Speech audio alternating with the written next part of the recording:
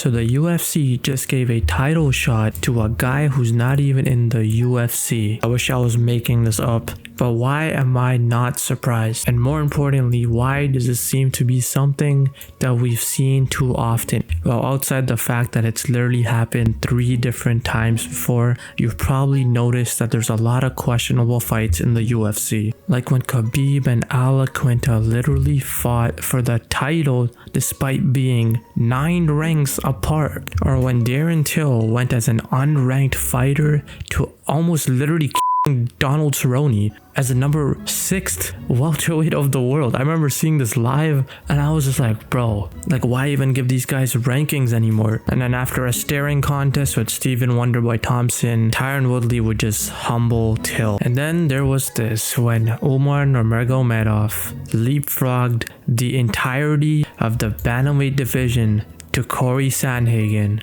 and now Umar is gonna get the title shot and probably win. But all this has made me realize something.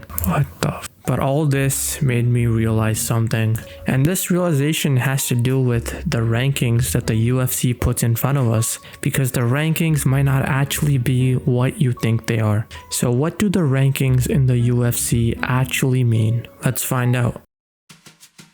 Now, to first understand what the rankings mean, we need to understand that fighters can literally reject the fights they are offered. Now, of course, the UFC fighters are under contract and there is a certain amount of fights that they do need to do, but that doesn't mean that they have to actually fight. Where if a ranked fighter is offered a fight near their ranking, they could just say no. They could just wait it out.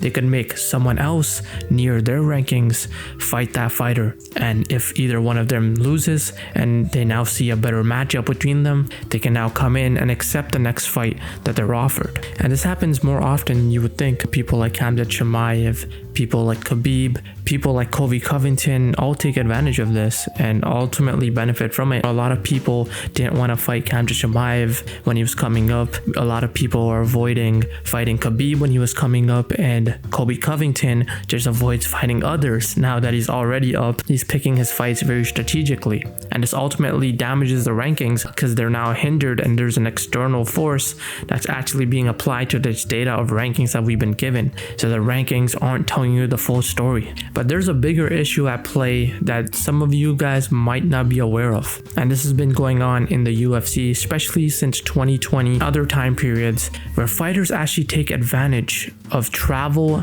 and also taxes. Now, to explain this, if you look at Yas Island, if you look at Vegas fights, certain fighters actually prefer to fight in certain arenas and certain states because of tax reasons, right? If you can fight in a different state and undergo a lower tax rate, it's gonna be a big difference on the actual paycheck that the fighter gets. Now, since the UFC has its own schedule and needs to have events booked ahead of time, certain fighters can just take almost a year off, just avoiding fights until a certain venue or a certain state has an event that they would like to fight in. Now, on top of that, the UFC also has a travel issue because not every fighter is able to fight everywhere, right? Khamzat Chimaev, he couldn't fight in the United States. So certain fighters are forced to only fight during specific times. That's why you have the Middle Eastern card that happens once a year now, typically in October, and that's where you see all the Dagestani people. Of course, it's local to them, so there's gonna be more fans there anyways, but it's also because a lot of them can't even fight in the USA, so you have to wait a whole year just to fight one time.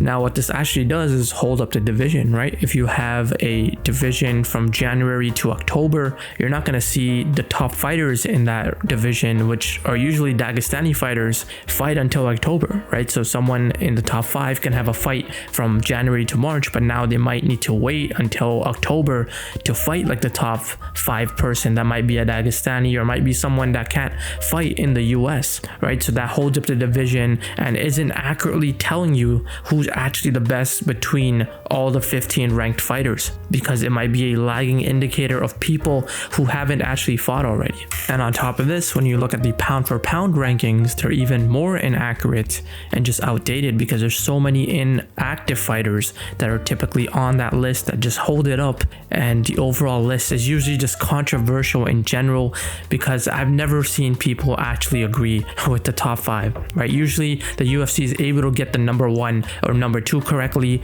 but outside of that, it's so inactive with a lot of the fighters that just hold up the pound for pound list. It's just so hard to agree with what the UFC typically lays out in the pound for pound list. Now, if we take all these things into account, where UFC fighters have travel issues, they have tax issues, they have preferences on states that they would like to fight in, and they can literally reject the fights they're offered, it lets us know what the rankings actually represent. And this being that the UFC rankings don't actually tell us who's the best. Instead, it represents the 15 best fighters based on the specific circumstances of that time. And that's often based on who is actually available to fight during this time, who didn't duck other fighters, and ultimately who the UFC actually allowed to fight each other, which then results in 15 people in each division who the UFC tells you are ranked based on how good they are, but really it's just ranked based on what